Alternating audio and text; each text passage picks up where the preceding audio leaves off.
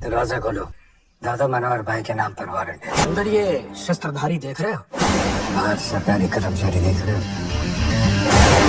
Film की शुरुआत होती है लखनऊ शहर से, जहाँ एक ईमानदार income tax officer Amay Patnaik का तबादला हुआ है। अमेय एक ऐसा अफसर है जो किसी भी हालात में न तो रिश्वत लेता है, न ही राजनीतिक दबाव में आकर अपने कर्तव्य से समझौता करता है। उसके लिए कानून सर्वोपरि है और उसकी जिंदगी सच्चाई के उसूलों पर टिकी है। यही आदर्श उसे अपने साथियों और समाज में अलग बनाते हैं, लेकिन साथ ही उसे लगातार ट्रांसफर और मुश्किलों का सामना भी करना पड़ता है। एक रात अमेय को एक गुप्त पत्र प्राप्त होता है जिसमें लिखा होता है कि लखनऊ के एक बेहद ताकतवर नेता रामेश्वर सिंह उर्फ ताऊ जी के पास बेहिसाब काला धन छुपा हुआ है। ताऊ जी न सिर्फ एक अमीर और रुतबेदार व्यक्ति हैं, बल्कि राजनीतिक और सामाजिक ताकत का भी केंद्र है। वे इतने प्रभावशाली हैं कि कोई भी सरकारी विभाग उनके खिलाफ बोलने की हिम्मत नहीं करता। लेकिन अमेय इस सूचना को गंभीरता से लेता है और अपनी ईमानदारी और बहादुरी के साथ इस पर कार्रवाई करने का निर्णय करता है। अगले ही दिन तड़के अमेय अपनी इनकम टैक्स टीम के साथ ताऊ जी के आलीशान हवेली नुमा घर पर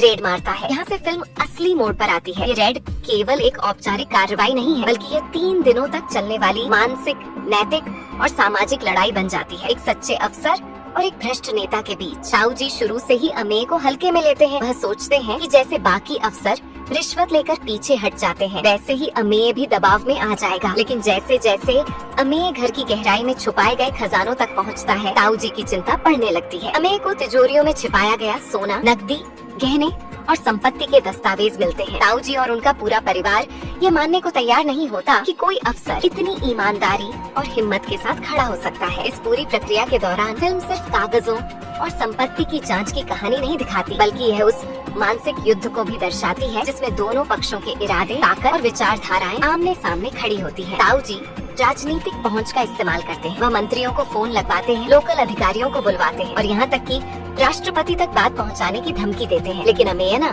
टिकता है, न डरता है। रेड के दौरान फिल्म में एक और दिलचस्प पहलू सामने आता है। ताऊ जी के घर की औरतें, जिनमें से कुछ इस गोरख धंधे का हिस्सा है और कुछ जैसे ताऊ जी की बहू, जो अपने ससुर की असलियत जानकर अंदर से टूट चुकी है। बहू अंततः अमेय को गुप्त तहखाने के बारे में जानकारी देती है, जिससे रेड का असली मकसद पूरा होता है। ये दिखाता है कि हर बुराई की दीवार के पीछे भी कोई न कोई सच का दरवाजा होता है। फिल्म में अमेय का पारिवारिक जीवन भी बहुत ही सहज और संवेदनशील ढंग से दर्शाया गया है। उनकी पत्नी उन्हें मानसिक रूप से समर्थन देती है। जब ताऊ जी के गुंडे अमेय को मारने की धमकी देते हैं और उसकी पत्नी पर हमला करने की योजना बनाते हैं, तब भी अमेय अपने कर्तव्य से पीछे नहीं हटता। फिल्म दिखाती है कि एक सच्चा अफसर सिर्फ खुद से नहीं, बल्कि अपने पूरे परिवार से भी बलिदान की उम्मीद करता है और वह बलिदान पूरे आत्मविश्वास से मिलता है। फिल्म के क्लाइमैक्स में ताऊ जी गुंडों के जरिए अमेय की हत्या करवाना चाहता है, लेकिन इसी समय एक आम नागरिक जो अमेय की ईमानदारी से प्रभावित होता है, समय पर पहुंचकर उसकी जान बचाता है। ये दृश्य बहुत ही प्रतीकात्मक है। ये दर्शाता है